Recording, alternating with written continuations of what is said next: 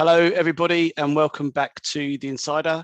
This week, I'm delighted to be joined by Laurence Bargery. Hello, Laurence. Hey, Ben. How are we doing today? Yeah, very well, thank you. How are you? Yeah, really good. Thank you very much for coming on. I know you're a busy guy. Laurence is the founder and CTO of a really cool company called accuRx, but I think it's best that I pass over to you, Laurence, to do a bit of an intro, if you don't mind. Yeah, sure, that's fine. I'm Laurence. I'm one of the co-founders of accuRx. My background, originally I studied sort of physics at university, and then I was lucky enough that a software company in Cambridge gave me a bit of a chance to be a sort of software developer there. And I did that for sort of 2.5 years or so, but during that time started to do quite a few side projects with a friend. We built some software and sold it back to our uni and did a bit of like app development. Nice. And we started getting, a bit itchy in terms of like what we wanted to do next. And we both actually applied to a program called Entrepreneur First, which is a sort of talent incubator in London. So you go on as an individual rather than a sort of team. So a little bit different to, like a Y Combinator. And I really went on just with those sort of 2.5 years software skills and looking to do something with a social impact. I wanted to do something, more meaningful. And was lucky enough to meet my co-founder Jacob on there, and we actually started our journey looking at antimicrobial resistance. So it's a huge problem. Lots of people have heard about it. Big externality like climate change, where drugs are becoming less effective. And we actually spent about a sort of 1.5 years trying to tackle that. And we built a sort of small but really great team of like 7 or 8 people out over that journey, and ultimately just hit a bit of a brick wall where we weren't getting the usage we wanted. And we ended up then pivoting and spending sort of 5 months almost like living in a GP surgery. And that's where really we had this learning that started the company that is today, that everything we believe in sort of like healthcare is really communication based now. We think it's a communication industry. And that's where we had that sort of like realization. And it's been, I guess, about sort of 2.5 years since this point, continuing to like build the company. And, that's our vision now, that everyone involved in a patient's health can communicate with each other. Fantastic. Yeah. So in terms of, I love that story. It's, kind of like, I have to say that whenever I'm recruiting for clients, any business that's making a bit of an impact and has a bit of meaning is it's so desirable for engineers, especially I'd say kind of graduates, and they're coming into the market now. So yeah, it sounds really exciting. Yeah, I guess could we go into a bit more depth maybe about accuRx in terms of what you guys are doing and the kind of products that you have? Absolutely. So I guess if we go back to that sort of beginning of 2018 point, we basically had this realization, right? We'd spent a couple of months sort of getting under the skin of GP practices, and it's okay, communication is actually what staff spending most of their time doing during the day. And so back then, what we wanted to do was try and build some sort of growth product. We're like, what's something simple that we can get into the hands of everyone? And so back then, we sort of tried to make it 2 clicks for anyone in general practice to send a text message to a patient. So incredibly simple, like almost embarrassingly so, but quite hard to do and make it really simple, going from like the moment they hit our website to install to like sending their first, text message and testing it out. And that year for us, 2018, was just all about that growth story, really. We continued as much as possible to try and make it really, really simple. And we grew from sort of about 10 practices that were originally using us up to about 12% of the market at the end of the year, mainly through sort of word of mouth, like an organic sort of referrals. And we were lucky enough off the back of that to raise a Series A, so about £9 million at the beginning of 2019. And we then spent most of 2019 learning how to build a company, because we were 8 people at the time. So we've got to start to put all these like processes in place, hire a bunch of people. We did lots of like really important integration work as well.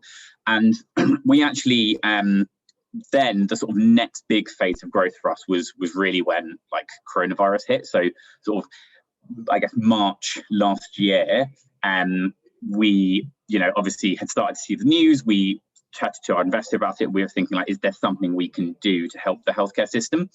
And we ended up to the accuRx platform over a weekend, and also adding in like a COVID triaging survey. So this was a way, you know, if you had an appointment at a GP, for them to quickly send you a survey and say, hey Ben, can you fill this in? It's just to check, you know, have you been to Italy at the time recently, was one of the questions, for example. Do you have these symptoms? And that really accelerated our growth. And then from sort of March to May, we spent a lot of that time onboarding more GP practices, and quickly got sort of 98% coverage in the country. Wow. And trying to add as many features as possible to help people as they transitioned from, you know, previously a mix of probably telephone consultations and face-to-face, now very few face-to-face appointments, and lots of digitally enabled services like video consultations and sort of sending photos and things.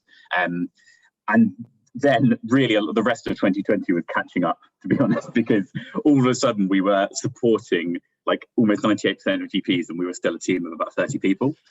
That was my next question. How big were you in March last year compared to obviously how the years progressed? So you're at 30 people before COVID hit. Something like that, yeah. I know we started 2020 at 25. We sort of hired a few people, but yeah, we were definitely a small team for like the size of product and sort of like, you know, how many people were starting to use us at that time.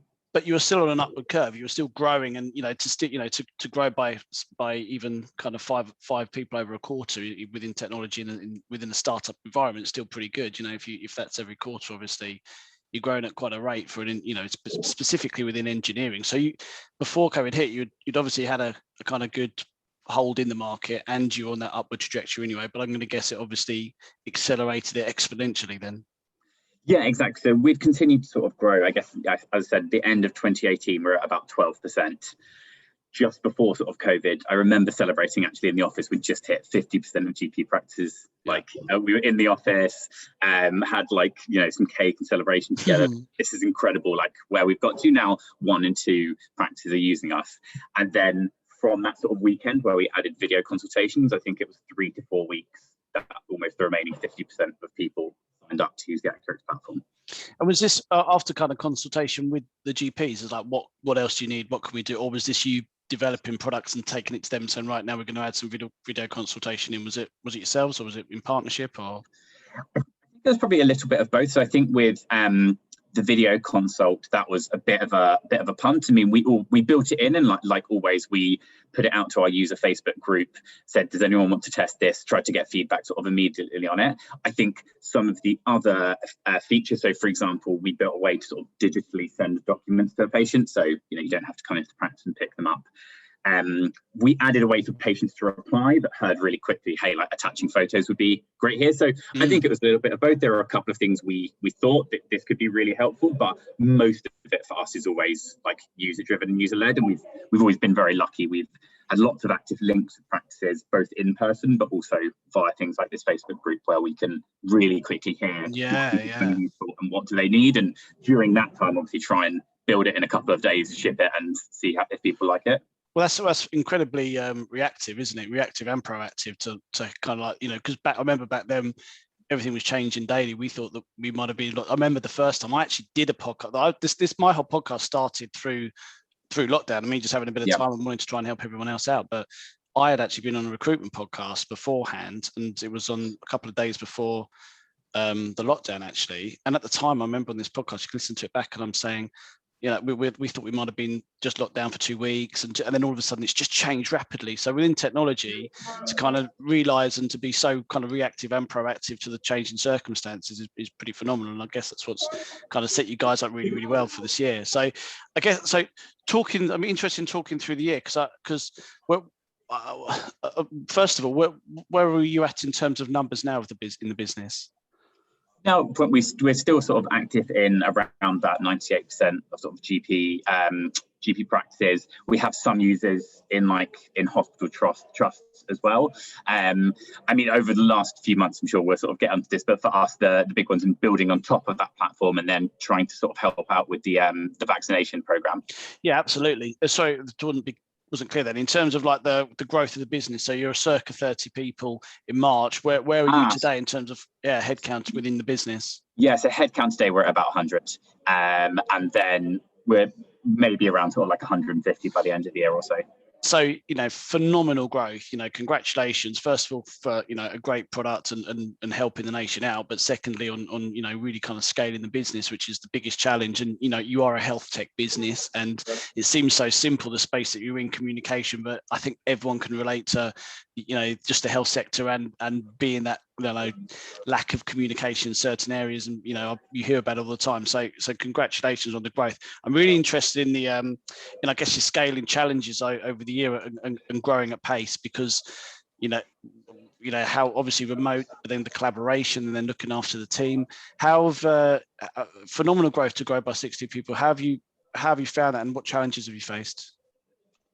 Yeah, I think so I think there's been a couple. I think the first challenge we really faced was but obviously one's around sort of like workload, especially with responding, as you said, so quickly to changing the product. And, you know, even just things like people, when we added that many practices in a couple of weeks, like our support team just getting flooded with people asking questions about the product. They weren't most of them tickets around bugs. They were just people being like, can it do this? How does the product work? You know, it's just an influx of like people. And so trying to, you know, keep the team motivated and help them see the impact they're really having as people were generally speaking going remote was like tremendously hard. Something we did very early on during COVID was we started doing a sort of daily user call, which we eventually went sort of weekly, but we tried to get someone from the system in to chat to the team and as you relay back to them, hey, what you're doing is helping here, and I find the tool useful, and maybe here's some feedback as well about how to make it better. And that was a big area that was, you know, very tricky. And it's also tough because a lot of the things you might normally do to help motivate a team and celebrate often maybe in person, and, you know, you can send chocolates to people or houseplants, but eventually it's just not the same as getting everyone together, right? And really together, coming together and celebrating what you sort of done. So I think that was one very tricky bit. And then as you mentioned, the other one was this sort of playing catch up and trying to hire lots of people, as again we've shifted remote and having to change all of our interview processes to be, you know, over Zoom or completely virtual, whether that's things like trying to work out how you use virtual whiteboarding. And also, you know, a really important part to us of the interview process is our values interview. And, you know, we feel we have a very strong team culture, and so you know, obviously trying to make sure we still kept a high standard there, and that people, when they came into the business, for their sake as well, felt like this is the right business for me, without the ability to actually walk in, see the office, and meet people face to face. I think that was always tricky as well. I think we've done an okay job of it. You know, things have gone well with the 60 people we've hired, but that was definitely tricky whilst juggling all of the actual product work that we were trying to do as well.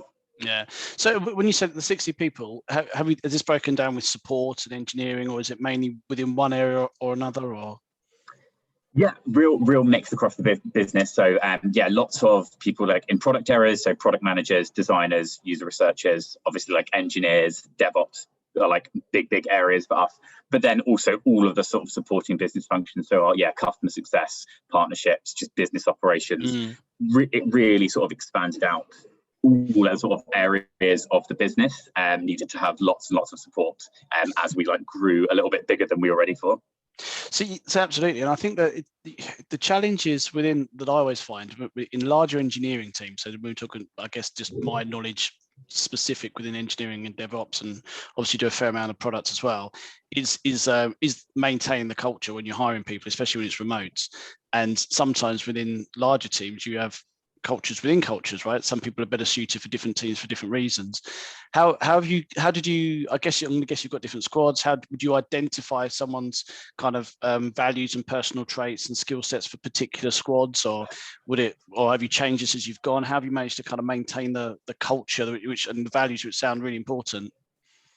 Yeah, so we don't sort of I don't think anyway have too much of that sort of like subculture within like squads of things. I think a large part of that comes from us having a very strong values interview. It's something we've had since basically back in Series A days.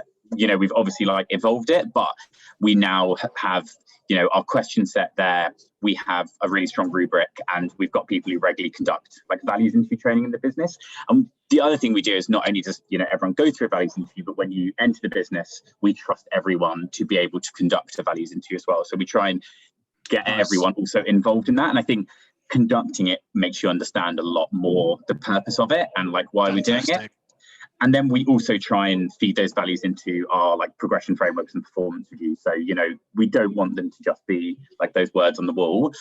We want to make sure that if people are living those behaviors out, that we feed them into like people's progressions alongside like their role specific sort of like traits as well. So we've generally found that we've not had too much of that sort of like team culture yet. I think that, you know, being honest, that may change as the business grows. We now have sort of above just a team level, we have a concept of a clan, which is a sort of like bigger business unit, which may have 3 or 4 product teams. And there you are getting to the size now where they're sort of like, you know, could be 35, 40, maybe even 50 people at some point. And that is almost like a startup within a startup. And I think there our job is actually to try and get a healthy balance between the clan being able to have some of their own culture, but them still feeling part of like a, you know, larger organization. Then they still feel part of accuRx as well. I think that's fantastic. You know, I think I always get really solid nuggets out of every single pod I do, but you know, I think the fact I can't tell you, and I've been doing this for a long time now, 15 and a half years, if any client would have, you know, people who will get involved in the values in part of the interview who aren't necessarily being part of a process in general. I think, and it's absolutely right, you'll be living and breathing those values because you've gone through that process in the first instance, and then you're in the company, you understand them, and then you're translating that into interview. So I think, you know, the kind of buy-in and the kind of almost family feel culture, that's fantastic. I think that's something that a lot of other companies should be looking at, to be honest with you. So yeah, good stuff. In terms of where we are right now then, so I'm actually interested to talk a little bit more about your product, because I'm going to guess that, you know, 98% of all my listeners should have like received, I guess, a text from your business. Is that right? I think we've messaged about sort of 38 million people or so now. So yeah, large sort of chunk of the population. Could come in a variety of different forms. It may be like a one-off text message just saying, hey Ben, your results look normal that, you know, you got last week. It could be a sort of like a two-way form of communication. You know, if you need to do your annual asthma review, you may now do it electronically. If you say had like a rash on your arm, your GP can now use accuRx to say, can you send me some photos of that before we get you into surgery, especially with COVID. Could be a video consultation. And then one which, you know, a lot of people have used is there is a national booking service for vaccinations, and that, you know, directs you to a MassVax site. We've been supporting a lot of the GP sort of efforts, so you may have also booked, you know, 1 or both doses of your COVID vaccinations through accuRx. So it's fantastic. I love stuff like this. Again, when you almost don't take it for granted, but you don't know the story behind this. And I think that it's the government have been praised so highly for the vaccine rollout, but it's the people and the companies behind that have made such a massive impact into it, who maybe haven't had as much press. So yeah, again, well done. I love these kind of stories. There's other kind of health tech businesses that I work with who do stuff in different areas within the kind of data flow, and everyone plays their part. So it's absolutely fantastic. In terms of again moving forward, so everything sounds fantastic. It's great. You know, you've had a big year, massive upward curve. I'm looking at you, and I believe you're coming back to the office at the moment. The next big thing for a lot of technical companies now, after this, how we've all shown that we can work remote, is this kind of flexible working. A lot of companies are doing quite a hybrid model. Have you got a back to work office? Well, back to work, obviously working incredibly hard, but back to office strategy at the moment for the business? Or because I guess you may have had to move an office in the last year. You probably outgrown it, haven't you, from where you were last March? We're pretty close now. We were lucky enough we could take some additional space in the same building. But yeah, we do. So I think very similar to a lot of companies, we're adopting a sort of like hybrid model. We're from, you know, someday in the future, after sort of restrictions finally go, hopefully 19th of July, but we'll see. We would like people, I mean, we'd love people to come in as many days of the week as they want, but we're saying to people they generally come in 3 and then they can have up to 2 from home. I mean, you know, we're always flexible as a company in terms of like, if your dishwasher's arriving, you can take another, but that's generally a sort of 3-2 split we're doing. And then trying to get teams to try and do some coordination there. So if your team is doing some of those days from home, it's good if you can align them. So then you can do your maybe deep work in your study at home when you come together and do a retro or some product brainstorming. You know, you can come into the office, use a whiteboard and some post-it notes. Yeah, I think that level of flexibility is important. But you're absolutely right. I think when I was speaking to Anna last week, obviously for things like retros, but then in terms of, you know, any type of collaboration, I think it's you can't beat being in front of a whiteboard and having post-it notes. I've joked in previous podcasts that, you know, the sales of post-it notes over the last year must have drastically gone down. So we need to support our post-it notes and get back in the office and do some collaboration. Listen, I won't take up any more of your time. I really appreciate you coming on. Like, you guys have done a fantastic job this year, and it sounds like a really exciting business to watch in the future. So yeah, I'm going to guess you're incredibly busy, but people listening to this who may want to kind of connect or reach out on LinkedIn and maybe kind of ask questions to you about a technology growth company such as yourselves and the challenges, and maybe ping a question or two. Are you open to hearing from people?